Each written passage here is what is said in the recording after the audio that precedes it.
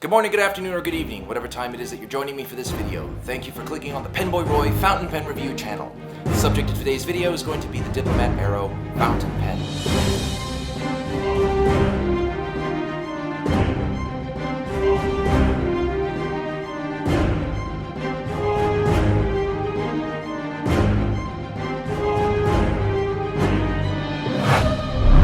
There's not a whole lot of information on the Diplomat Aero outside the information that is already readily available on the website, but here's what I've discovered.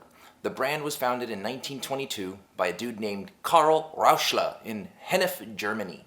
The brand wasn't very big or well known for some time.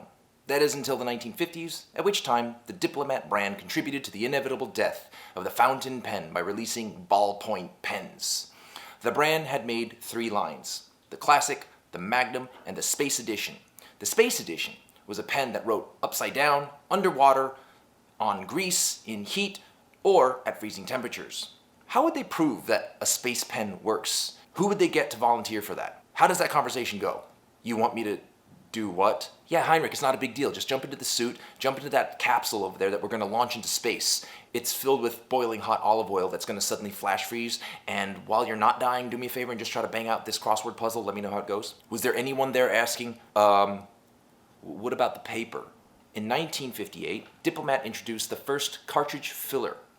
In the 1980s, the brand was taken over by a company from Stuttgart called Imco, spelled I-M-C-O. In 2004, the brand was sold to a company called Herlitz. This pen is designed and inspired by an airship called the Zeppelin, developed by a German dude named Count Ferdinand von Zeppelin. In the year 1919, production of these huge giant balloon cabs had to be stopped as per the Treaty of Versailles. In 1926, enough people whined about bringing back the Zeppelin that the ban was lifted. The Zeppelin had proven to be very popular, and as a matter of fact, that tall pointy stick on the top of the Empire State Building in New York City, it was originally designed to act as a mooring mast. Basically, it's an anchor for big balloon cabs. But this was eventually scrapped due to wind constantly blowing around the big balloon cab. In the 1930s, we saw the reproduction of the Zeppelin. However, there was a snag. In 1936, the Hindenburg, one of the largest balloon cabs made to date, took flight, and it was designed to operate using non-flammable helium. Non-flammable. However, at the time, the United States was the only source for helium, and the United States didn't want to share. So, those in charge of the Hindenburg, what did they choose to use instead? The next best option.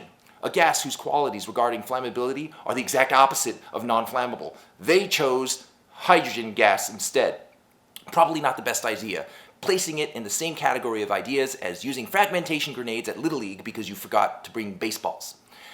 As we already know, the Hindenburg caught fire mid-air, thereby killing 36 people. Now, although this pen was inspired and designed after the Zeppelin, this pen, in all likelihood, will not cause the death of anyone, at least by way of fire. That's all I have for the background information. Moving on to the neutral zone, those elements about the pen that are either good or bad, or can be good or bad, depending on you.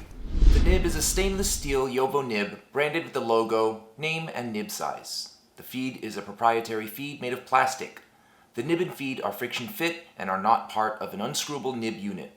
The grip section is a matte finished tapered grip section that comes to a dipped groove back to a rimmed flare. The grip threads are also aluminum. These screw into the inner threads of the body, which are also aluminum. The bottom of the grip has a rather steep step where it meets with the body. The rest of the body, without the cap, looks like a carrot and is finished with an anodized matte aluminum finish. The body tapers to the end finial to what looks like the head of your standard thermonuclear missile. The patterns on the body are these grooves that run up and down the entire length of the pen to emulate a huge German balloon. This is the entire cap. It shares the same qualities as the rest of the pen, tapering to the top finial. This finial has a logo of the brand on top. The clip is a tension-fixed clip with a substantial amount of tension.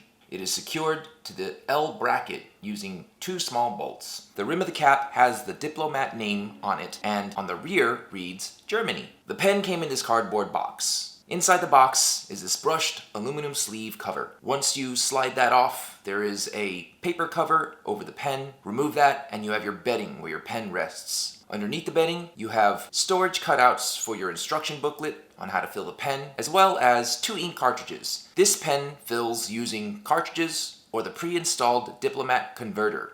This pen is not eyedroppable. That's all I have for the neutral zone. Moving on to the good. Those elements about the pen that are good. This nib, as I said before, is a JoWo nib. However, the way it writes distinguishes itself from other nibs of the same brand. I spoke with Larry, an important dude that is in charge of important stuff at the distributor for Diplomat. He stated to me in sum and substance that every single nib and feed is fit, tuned, and adjusted by an anal retentive person before it goes out to the user. Although this is something that is said by everyone that sells a fountain pen, the validity of his comments are more than evident the moment this pen touches paper. There is an indescribable smoothness and feedback to the nib that I can't say I experienced with any other JoWo nib I've ever used. The feedback and smoothness are very satisfying and provides a good amount of ink flow with a good amount of wetness. The line width seems to be a micro touch broader than the standard Euro fine nib. Since the moment this nib touched paper, it has not skipped, hard started, or otherwise given me any problems. Comparing this to a pen I also really do enjoy and sits in the similar price range, the Conklin Nozac is a very good writer with a touch of stubbiness as well as bounce even though it's a fine nib.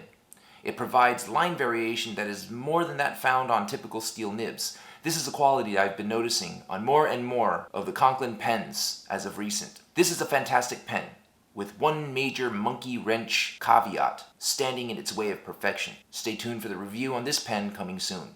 This pen is a recent favorite of mine, which is surprisingly cheap for the quality and writing experience. This is the Pen BBS 349. It is a turned acrylic pen with a very unique nib. It is consistent from one pen to the next. The quality and quality control are positive aspects that we typically see, or rather expect to see, on pens that cost in the $100 to $200 range. Up next is the Sheaffer Tyrannus. This is a less expensive pen with a lot of positive elements and writes very well. This is the fine nib. It is a finer nib than our Diplomat and writes like a champ. I believe that due to the design and boring look, this pen will not appeal to everyone. I love it, but I don't think everyone will love it for the same reasons that I love it. Lastly, my Edison Menlo with an 18 karat gold fine nib.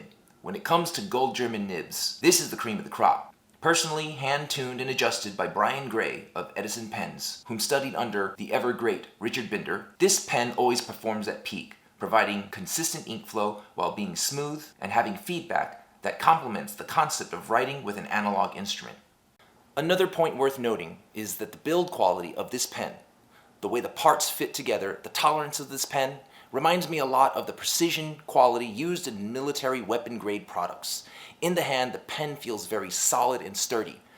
Obviously, quality control is surgical and on point. This pen was designed with meticulous and deliberate consideration for the most anal retentive customer out there. That's all I have for the good. Moving on to the bad. Let's talk coin. This pen has an MSRP of $195. However, it can be purchased at a discount for $156 at online retailers in the United States. This is the average price that I found. This is far from an unreasonable price for the pen that's being offered. However, this price is in the same price point for other branded pens that offer gold nibs. They may not offer the same aluminum body that the Diplomat offers, but it is certainly worth mentioning. That's all I have for the bad. Moving on to the ugly. Those elements about the pen that should not be, but are. I've got nothing. This pen is perfection on a level that is almost inhuman. Quality control and build quality are more than impressive. After some time, my obsessive need to find something wrong with this pen failed. It's high noon, decision-making time. Should you or should you not pull the trigger on the Diplomat Aero fountain pen? For the price, I would have to say you would be hard-pressed to find a better steel nib on the market. On the other hand, you have to know that at this price point, you can get yourself a gold nib pen by brands such as Sailor, Pilot, and Platinum. It's also worth mentioning that the elements about the Diplomat Aero that make it worth the cost are in the story and history it is inspired by, as well as the care and diligence invested into the pen and the writing experience. So pull the trigger on this pen if you like a pen with a build that reflects history, quality, and has a fantastic writing experience. However, hold off if you're looking for the absolute best bang for your buck that will include a gold nib. That was my review on the Diplomat Aero. I hope you found it helpful. Check out the description below for discounts and also ways to connect with me on Facebook and Instagram. Thanks again for joining me. Be well, be safe.